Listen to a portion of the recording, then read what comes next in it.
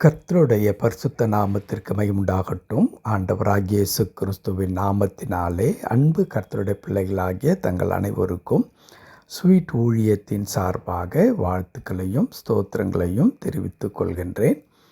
மத்தேயு எழுதின நற்செய்தி நூல் 10ஆம் அதிகாரம் 8வது வசனம். மத்தேயு 10ஆம் அதிகாரம் வசனம் 8.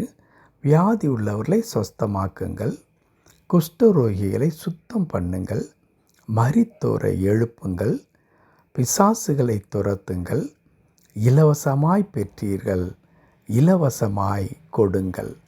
இலவசமாய் பெற்றீர்கள், இலவசமாய் கொடுங்கள். என் அன்பு கடவுளுடைய பிள்ளைகளே, கடவுள் இந்த உலகத்தில் நாம் எவ்விதமாக வாழ வேண்டும் என்பதை அநேக வார்த்தையின் மூலமாக வலியுறுத்தி இருக்கின்றார். குறிப்பாக இயேசு கிறிஸ்துவனுடைய உபதேசத்தை நாம் பார்க்கும் பொழுது, ஆண்டவர் நீங்கள் இந்த உலகத்திற்கு ஒளியாயிருக்கிறீர்கள், இந்த உலகத்தில் நீங்கள் உப்பாயிருக்கிறீர்கள் என்று சொல்லி பிறருக்கு நாம் நன்மை பயக்குகிறவர்களாக இருக்க வேண்டும் என்பதை கிறிஸ்தவம் அதிகமாக வலியுறுத்துகிறது. அதற்கு அடிப்படை காரணம் என்னவென்றால், கடவுள் நமக்கு எத்தனையோ நன்மைகளை அவர் செய்து கொண்டே இருக்கின்றார். பல விதங்களிலே ஆண்டவருடைய அன்பை ருசித்து பார்த்த மக்கள் சாட்சியாக சொல்லுகின்ற காரியம் என்ன? நான் துவக்கத்தில் இவ்விதமாக எவ்வளோ கஷ்டங்களுக்குள்ளாக நாங்கள் இருந்தோம், ஆனால் ஆண்டவரை ஏற்றுக்கொண்ட பிறகு வியாதியிலிருந்து கடவுள் விடுதலை கொடுத்திருக்கிறார். எத்தனையோ பிரச்சனைகளிலிருந்து ஆண்டவர் எங்களை மீட்டெடுத்திருக்கிறார். பொருளாதாரத்தில் மிகவும் நாங்கள் நொடிந்து போயிருந்தோம். கடவுள் எங்களுக்கு நல்ல பொருளாதாரத்தில் ஒரு நிலையான இடத்திற்கு வருவதற்கு எங்களுக்கு உதவி செய்திருக்கிறார் என்று கடவுள் செய்த நன்மைகள் ஏராளமாக இருப்பதை செய்திருப்பதை சாட்சிகளாக அறிவிப்பார்கள். ஆனால் என் அன்பு கடவுளுடைய பிள்ளைகளே, வேதம் என்ன சொல்லித் தருகிறது என்றால், அப்படி கடவுளிடத்திலிருந்து நீங்கள் பெற்றுக்கொண்ட எல்லா நன்மைகளுக்கும் கைமாறாக கடவுள் எதையுமே நம்மிடத்தில் கேட்கவில்லை. நீ இவ்வளவு கொடுத்தால்தான் நான் உன்னை ஆசீர்வதிப்பேன், இதையெல்லாம் எனக்கு செய்தால்தான் நான் திரும்ப செய்வேன் என்று ஆண்டவர் சொல்லவே இல்லை. அதை தான் இங்கே ஆண்டவர் வலியுறுத்துகின்றார். எப்படி நாம் பெற்றிருக்கிறோம் கடவுளிடத்திலிருந்து? இலவசமாய் பெற்றீர்கள். கர்த்தருடைய பரிசுத்த நாமத்திற்கு மகிமுண்டாகட்டும். நாம் இலவசமாக கடவுளிடத்தில் இருந்து நாம் அநேக நன்மைகளை நாம் பெற்றிருக்கின்றோம். என் அன்பு கடவுளுடைய பிள்ளைகளே, ஒருவேளை சற்று முன்பதாக நான் சொன்னேனே, சுகவீனத்திலே இருந்து கடவுள் நமக்கு சுகம் கொடுத்திருக்கிறார், பிரச்சனைகளிலிருந்து ஆண்டவர் மீட்டெடுத்திருக்கின்றார், இன்னும் பொருளாதார நெருக்கடியிலிருந்து கடவுள் நம்மை தூக்கி எடுத்திருக்கிறார் என்று இந்த உலக பிரகாரமான காரியங்கள் இவை யாவற்றையும் தாண்டி ஒருவராலும் கொடுக்க முடியாதவைகளை கடவுள் நமக்கு கொடுத்திருக்கிறார். அது என்ன தெரியுமா? பாவத்திலிருந்து விடுதலையை கொடுத்திருக்கிறார். ஆண்டவர் ரட்சிப்பை நமக்கு கொடுத்திருக்கின்றார். பரலோகத்தினுடைய நிச்சயத்தை கடவுள் நமக்கு கொடுத்திருக்கின்றார். சமாதானத்தை கடவுள் உள்ளத்தில் கொடுத்திருக்கிறார். தைரியத்தை கொடுத்திருக்கிறார். என் வாழ்க்கையில் நான் ஜெயிப்பேன் என்கிறதான திட நம்பிக்கையை கடவுள் உள்ளத்திலே கொடுத்திருக்கிறார். இதெல்லாமே நாம் வளர்த்து கொண்ட பாசிட்டிவ் திங்கிங் அல்ல, கடவுள் நம்முடைய இருதயத்தில் வைத்திருக்கிறதான அந்த மாபெரும் உன்னதமான ஆசீர்வாதங்கள். ஆண்டவர் அநேக நன்மைகளை நமக்கு இலவசமாய் கடவுள் கொடுத்திருக்கிறார். இன்னும் அப்படி கொடுப்பதற்கான காரணத்தையும் சொல்லி இருக்கிறது. அது என்ன காரணம்? தன்னுடைய சொந்த குமாரன் என்று பாராமல் நமக்காக இயேசுவை மரிக்க கொடுத்த கடவுள். அப்படியானால் கடவுளுடைய அன்பு எத்தனை அருமையான அன்பு!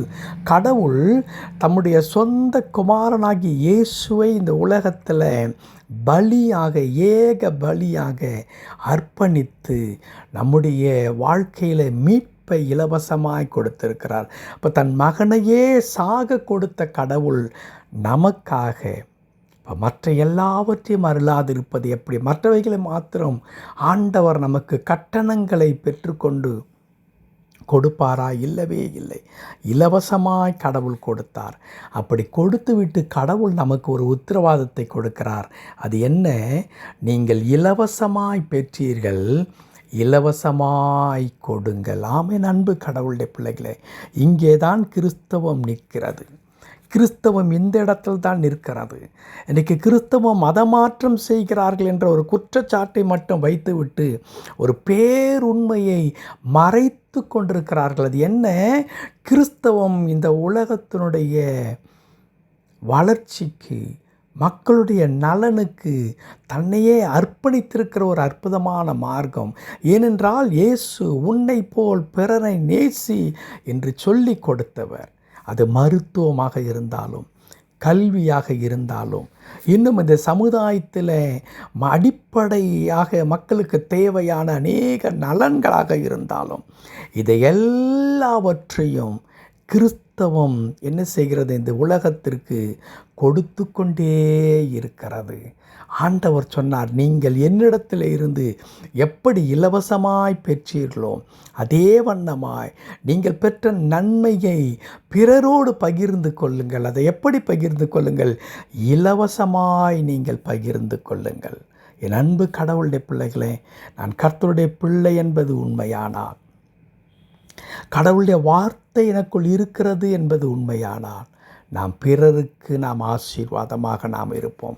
நம்மால் முடிந்த நன்மைகளை, உதவிகளை நாம் பிறருக்கு கட்டாயம் செய்கிறவர்களாக இருப்போம். ஒருவேளை சொல்லலாம், எனக்கு அவ்வளவு பணம் இல்லை, என்னால் மற்றவர்களுக்கு உதவி செய்ய முடியாது. இங்கே பணத்தை பற்றியே பேசுவது அல்லவே அல்ல. பணம் கொடுத்தால்தான் உதவி அல்ல. ஒரு கனிவான வார்த்தை, நம்பிக்கை இழந்து இருக்கின்ற ஒரு வாலிபனுக்கு, ஒரு வாலிப பெண் பிள்ளைக்கு, அல்லது ஒரு குடும்பத்திற்கு ஒரு நம்பிக்கை ஊட்டும் ஒரு வார்த்தையை நீங்கள் சொன்னால் போதும். இல்லை மாரல் சப்போர்ட்டாக நான் உங்களுக்கு இருக்கிறேன் என்று நீங்கள் சொன்னாலே போதுமே, அவர்கள் வாழ்க்கையில் பெரிய பெரிய மாற்றங்கள் உண்டாகும். என் அன்பு கடவுளுடைய பிள்ளைகளே, அதை தான் கடவுள் சொல்லுகிறார். நீங்கள் என்னிடத்தில் இருந்து இலவசமாய் பெற்றீர்கள். உங்களுக்கு நான் நன்மைகளை வழங்குவதற்கு எந்த விதமான கட்டுப்பாடுகளையும் வரையறையும் நான் வைக்கவே இல்லை.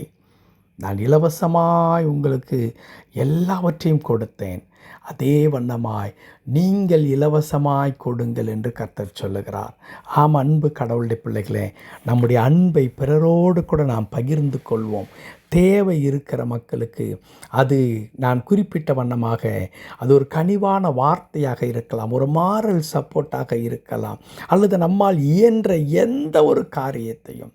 இன்னும் எளிதாய் சொல்ல போனால், இயேசு சொன்னார், ஒருவர் உன்னை 1 மைல் தூரம் வரச் சொன்னால் நீ அவர்களோடு 2 மைல் தூரம் நடந்து செல் என்று சொன்னார். அப்படி ஏதோ ஒரு விதத்தில் நான் பிறருக்கு நன்மை செய்ய வேண்டும், அவர்கள் அவசரமாக இருக்கும் காலத்தில். அப்படி செய்யும் பொழுது நாம் கர்த்தருடைய பிள்ளைகள் என்பதையும், ஆண்டவருடைய அன்பு நிலைத்திருக்கிறது நம்மில் என்பதையும் உறுதிப்படுத்துவோம்.